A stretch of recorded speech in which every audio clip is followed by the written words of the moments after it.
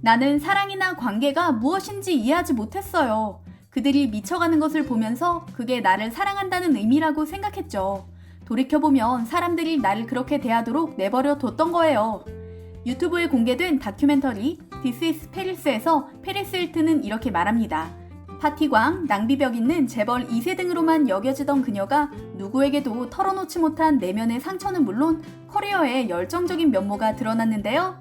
이 다큐멘터리를 본 많은 미국인들이 의외의 그녀의 모습에 놀라움을 표했죠.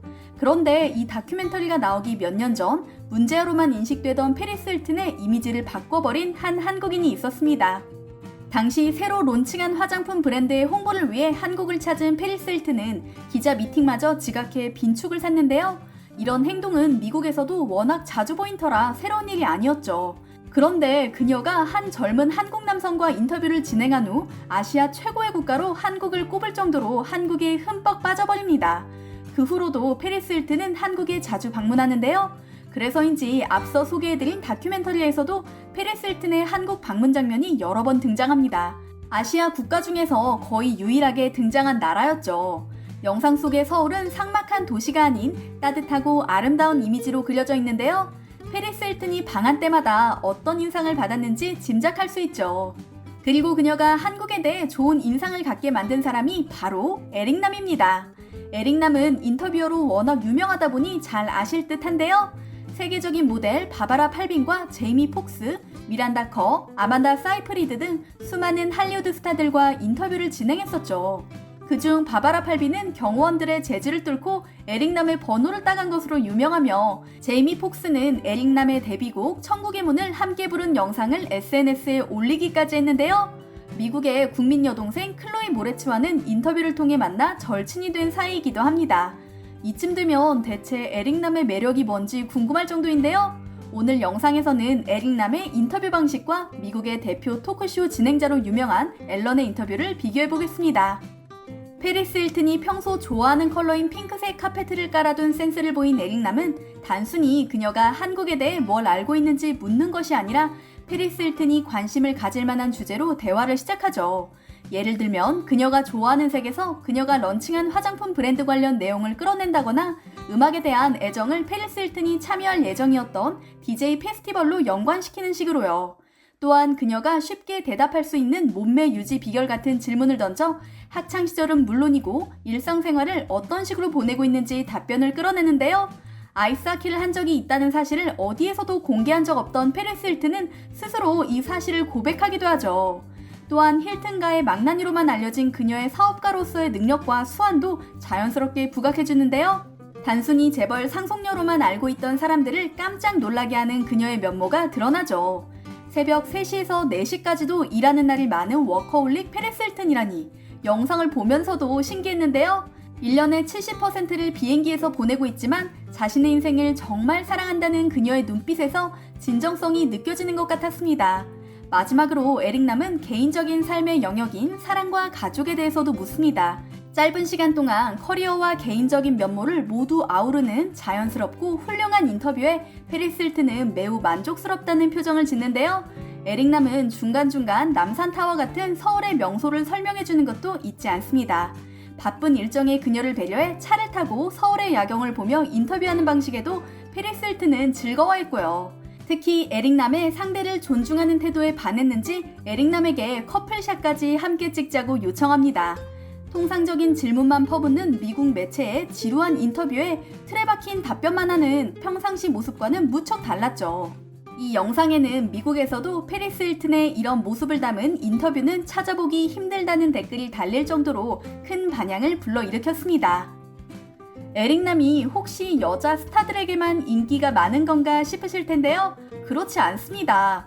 이 한국 청년의 매력은 맷 데이먼에게도 통했으니까요. 영화 엘리시움 홍보를 위해 한국을 찾아온 맷 데이먼은 자신의 사생활에 대해 절대 이야기하지 않는 것으로 유명합니다. 파파라치에 의해 공개된 가족 사진을 제외하면 SNS에도 가족 사진을 절대 올리지 않을 정도인데요. 영화에서처럼 5일밖에 살지 못한다면이라는 질문에 남은 시간 가족과 함께 보낼 거라고 대답한 그에게 에릭남은 자연스럽게 딸 이야기를 꺼내죠. 딸바보인 맷 데이먼은 에릭남의 편안한 분위기에 이끌려 딸 이야기를 신나게 늘어놓습니다. 결혼하면 늪에 빠지는 거라는 농담까지 하고요. 이 영상을 본 미국인들은 깜짝 놀랐습니다.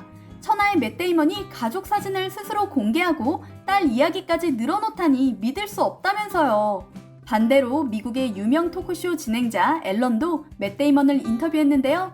분위기 자체가 많이 다른 걸 느끼실 수 있을 겁니다. 맷 데이먼과 레이디 가가를 합성한 동영상을 보여주는 등 그저 순간의 재미에 치중하고 있는데요. 딱히 진솔한 속내를 털어놓을 질문들은 들리지 않습니다.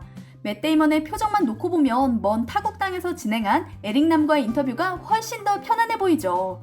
또한 임신 소식을 감추려고 했던 머라이어 캐리에게 샴페인을 마시도록 유도함으로써 전 국민에게 임신 사실을 알려버린 앨런의 태도는 두고두고 이슈가 되었습니다. 인터뷰로서 갖춰야 하는 상대에 대한 존중을 찾아볼 수 없었기 때문이었는데요. 앨런 자체가 편안한 인터뷰를 진행하는 스타일이 아니기에 이런 비교가 너무 단순하다 여기실 수도 있겠지만 센스 있는 한국 청년 에릭남이 해외 스타에게 사랑받는 이유는 충분히 설명이 됐을 거라 생각합니다. 남을 배려하는 문화가 뿌리 깊이 박혀있는 한국 정서와도 맞닿아 있는 게 아닐까 싶은데요. 그의 이런 활약은 의외의 결과를 빚어냈습니다. 클로이 모레츠의 첫 방한 내내 곁에서 도운 에릭남은 클로이 모레츠의 절친이 되었을 뿐만 아니라 그녀를 친한파로 만든 주역이었습니다. 클로이 모레츠는 미국으로 돌아간 후에도 에릭남의 SNS를 팔로우하고 가족끼리 식사까지 추진했다고 하는데요. 두 사람은 지금까지도 친분을 과시하고 있죠. 에릭남 덕분에 한국에서 좋은 기억을 만든 클로이 모레츠는 세 번째 방문에서는 한국 문화에 보다 친숙해진 모습을 보여주는데요. 영화 홍보 촬영 일정이 없었음에도 한국을 방문해 몇몇 프로그램에 출연하고 자유롭게 서울 시내를 돌아다니기도 하죠. 또한 한국 옥수수 수염차의 찐팬이어서 한국에 올 때마다 박스채로 사간다는 아만다 사이프리드에게 에릭남은 귀여운 생일 이벤트도 열어줍니다. 마침 한국에 왔을 때 생일이었기 때문이죠. 머리에 빨간 리본을 달고 자신이 선물이라고 말하는 에릭남에게 아만다 사이프리드는 가장 갖고 싶었던 선물을 하며 너도 너 잘생긴 거 알지? 라고 대답했죠. 게다가 평소에 뭔가 씹는 걸 좋아한다는 그녀에게 오징어채를 선물해주는 센스까지 보입니다. 노엘 갤러거에게는 훔친 베개라고 써진 베개를 선물하는데요. 그의 취미 중 하나가 마음에 드는 호텔 베개를 발견하면 사는 것이기 때문이었죠. 물 흐르듯 자연스러운 인터뷰 진행과 센스 있는 선물까지 무엇 하나 흠잡을 것 없는 에릭남의 인터뷰 덕분에 수많은 해외 스타들이 자신의 진솔한 모습을 한국인들에게 보여줄 수 있었습니다. 또한 한국에 대한 좋은 이미지를 안고 돌아간 이들은 제2의 한국 홍보대사가 되었으니 이보다 더 좋을 수 있을까요?